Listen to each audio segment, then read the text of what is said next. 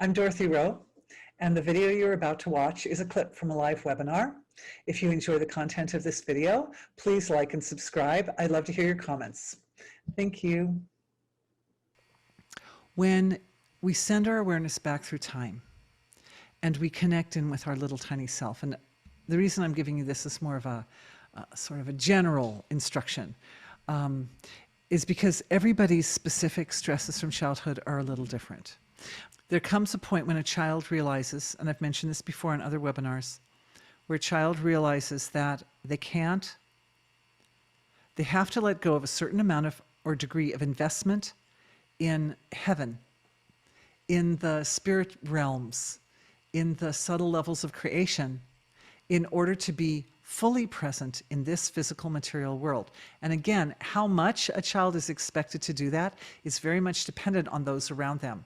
If they, I grew up in the 60s, in the 1960s, and I'll tell you, if a child thought that they were going to talk about things spiritual or something like that to their little friends, share that level of their personal knowledge, I know because I tried, they become the subject of ridicule. You become taunted and teased and made fun of and put down, because that's the point where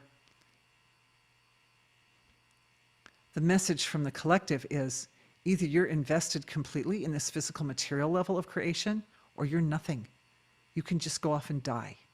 And of course we know that in centuries past, a lot of children didn't make it past that particular benchmark.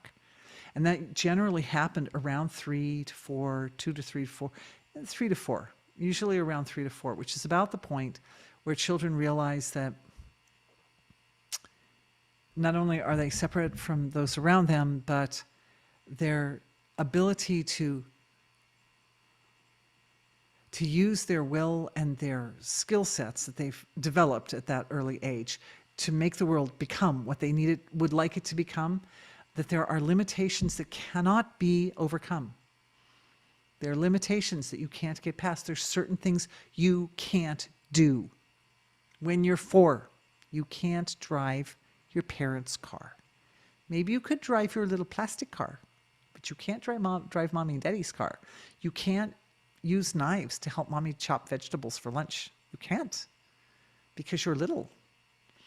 We don't want to see, we don't want people to get hurt. And so there comes this point where the child realizes that up to a certain point, they've been able to sort of manipulate their world and convince parents to do things certain ways and change the world. That happens from about 2 to 4. And then at around 4, there's some big barrier that crops up, and it's like, well, you know what? I'm going to have to let go of my desires. I'm going to have to adapt my desires to accommodate the boundaries and limitations of this world. And it's rough. It's a rough spot right there. So everybody's childhood experiences are a little different. And we're just about to dive in now and look at them. But for each one of you individually, because I know not everybody's putting questions up for me here, just know that your ability to send your awareness back through time and connect up to your little child self, either your little infant baby self or your little toddler self, your little crawling around the floor self, or your just young, very young child self. Every spot that needs healing is a spot where the sense of who you are needs to reconnect to wholeness. And by being established in wholeness now, in your present level of self, you bring that quality, and the awareness is wholeness. It carries that quality of wholeness back to the little tiny child self and supports the reestablishment of that subtle connection. It's so subtle that it doesn't necessarily rewrite history itself, but it rewrites the way you experience history. It provides the aspect of witnessing so that when you go back to that little child experience, instead of being gripped by it and squeezed by it and shaped into a shape that wasn't, that made you feel separate from creation, the little child is able to kind of step back and witness, to share space with your present self, which is already coming back in a kind of witnessing capacity. And the little child self is able to enjoy sharing that witnessing perspective. And from the witnessing perspective, one is not gripped by, no matter how, like, even if it was like a terrible childhood illness or a trauma or tragedy, whatever it was, the little child is able to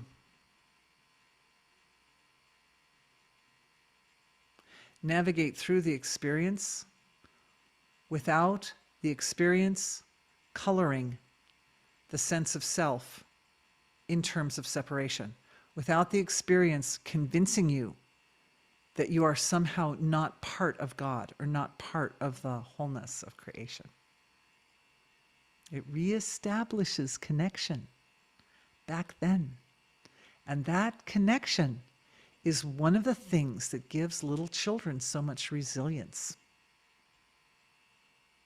Because the ability to step back and witness experience it's easier in a child's pliable physiology, pliable nervous system. It's easier.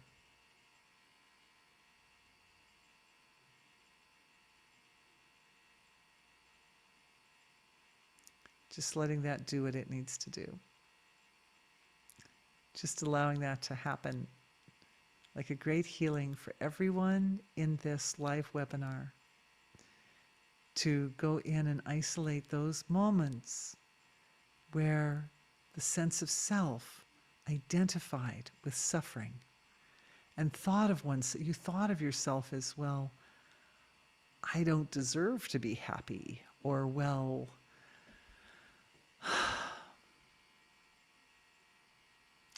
I feel rejected, therefore I am not worth being accepted. Something like that, those types of experiences. And reestablishing wholeness, reestablishing absolute connection with the source of creation, an infinite resource of comfort and life-supporting impulses and intelligence and creativity and all that's good, so that your little self can leverage that experience, all those experiences, no matter whether you had it once or twice or whether you had many times this experience, your little self is then able to leverage the experience to fortify the anchor to the source of creation.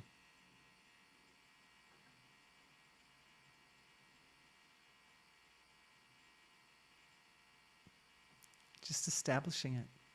You're establishing it in yourself. Well done. It goes and it goes. And I see some people in this healing webinar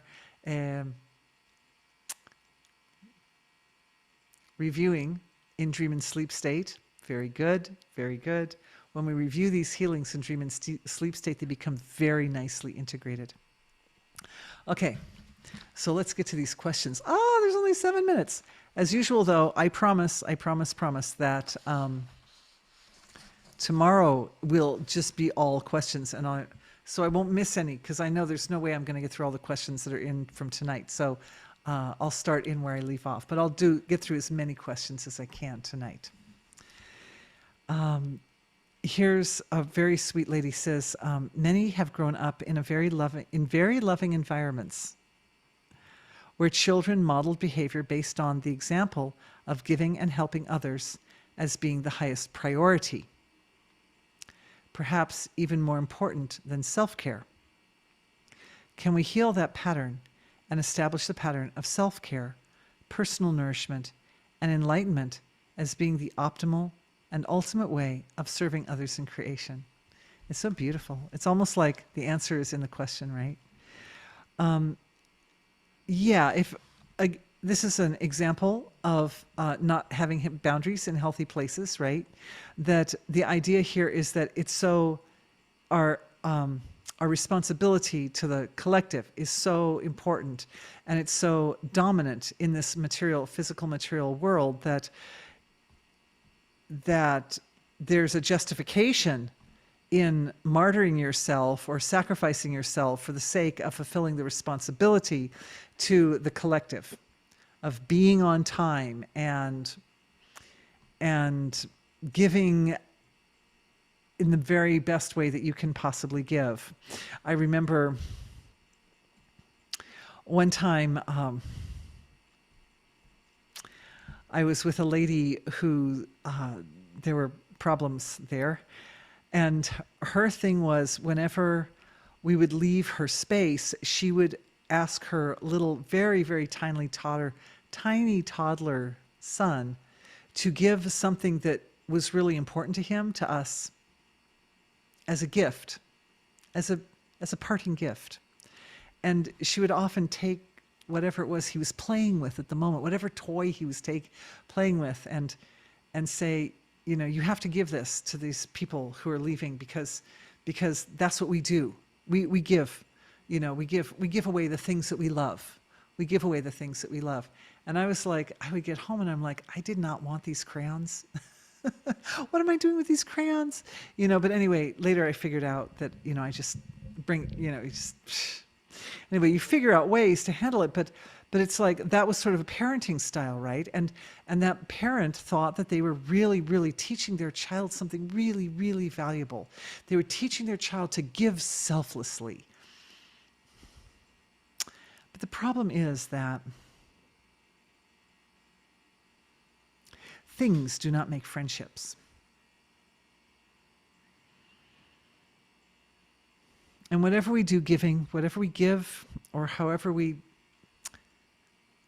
sacrifice our time and energy and creativity and intelligence to help others, the gift is only valuable if there's no pinch associated with it, right? If I give you something and then I go home and cry for an hour because I didn't want to give, like it was too much for me, do you really want that gift? Do you really want to carry the karma of that gift? No, of course not. So it's the same principle here, that we need to have healthy boundaries, sensitive boundaries. And again, these boundaries already exist on the level of personal knowledge. It's just that sometimes the environment or the social situation, like with the little toddler boy who is always having to give my daughter and me his toys when we left the house, we left there, yeah,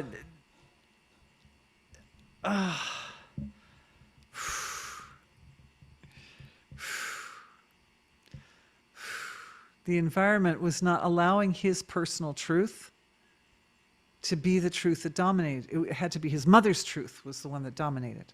And she was calling it the way she was calling it. And that was born out of stress.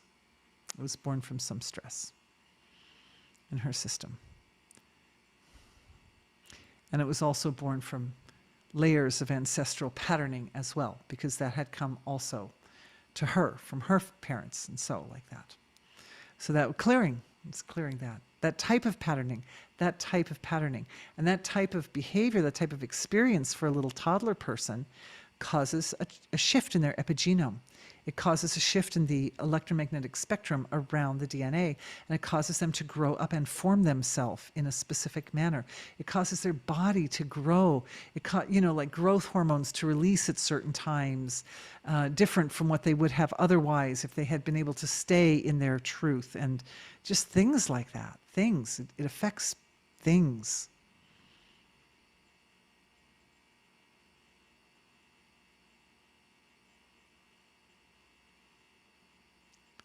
So the patterning is the reestablishment of your personal truth, the validity of it, the reliability of it, and your personal trust in your personal truth.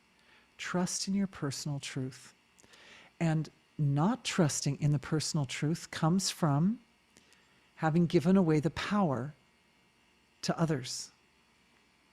In the case of the mommy and the little child who had to give us his crayons, the story was, I won't love you if you don't give away your favorite toy.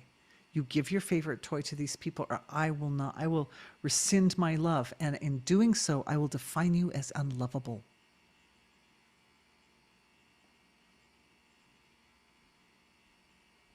What can a little child do? What can you do?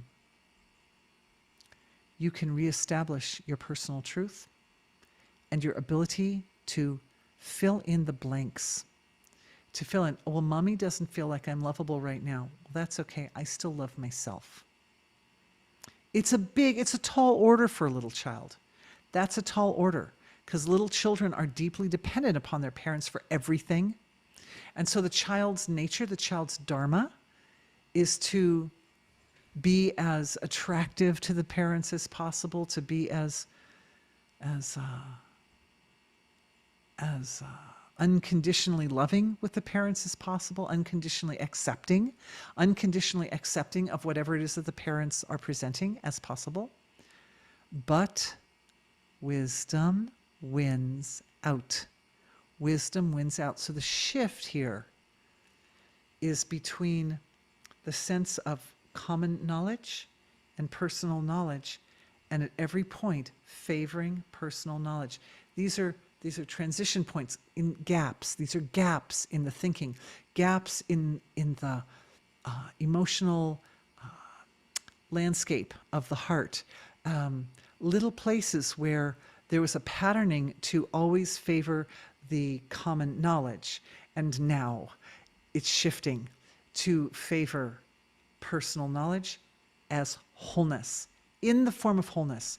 We favor personal knowledge in the form of wholeness. It only works if personal knowledge is anchored to wholeness. Then it works. Then it works. So the anchor is very important. Oh, why we have our 3 minutes of silence at the beginning of these sessions, right? Anchoring it in there. That anchor between what you know to be your essential truth and nature and the unmanifest, eternal, unbounded ocean of pure consciousness. Integrating in the gap. This integration, not disintegration, this integration in the gap is communicating to the epigenome. It's communicating bliss to the electromagnetic spectrum, which is the context or soup in which the DNA exists. And the reason this can happen is because it's happening as a conjoined process. It's happening as a team effort between yourself as an individual right now and yourself as an innocent child. Remember I was saying earlier, it's that quality of the child to be very innocent and without agendas and clear in perception that allows the knowledge to become solidified in creation. Well, it's the same in our own bodies. It's one thing to do to try to tell yourself or convince yourself of something of which you are not convinced. But it's something altogether different to have the pure catalyst accessible in yourself that shifts your essential absolute truth around to become the common truth of the body. Remember I was saying earlier that sometimes parts of this being can transcend, parts of the being can be yoked or centered in wholeness, but then other parts aren't. Well, what makes the difference between all the parts, like when it becomes like common knowledge, right? All the parts are centered and stabilized in wholeness. This is it. It's the child within us that acts as the missionary, as the person who did that theory of knowledge used that word, the missionary. It's the child, it's the innocent child who reflects clearly and purely your personal truth, your inner truth. And when that pure truth reflects all the way into the finest, most delicate, most abstract level of the physiology and the being, it becomes common knowledge throughout the whole physiology. Then the nervous system and all the other systems, but especially the nervous system, because the nervous system is such a anchor of awareness, and the nervous system is also the conductor of the orchestra. The conductor. I mean, the heart is also conductor of the orchestra, but it's the neural net around the heart that determines how the heart beats. Is the responsive. It translates the emotional responses in the being into neuropeptides, which then communicate to the cells. That's the nervous system doing that. All the cells create neuropeptides, all of them. Oh, it's the consciousness in the cells creating the neuropeptides. Okay. So the healing for the nervous system that's going on there is more with regards to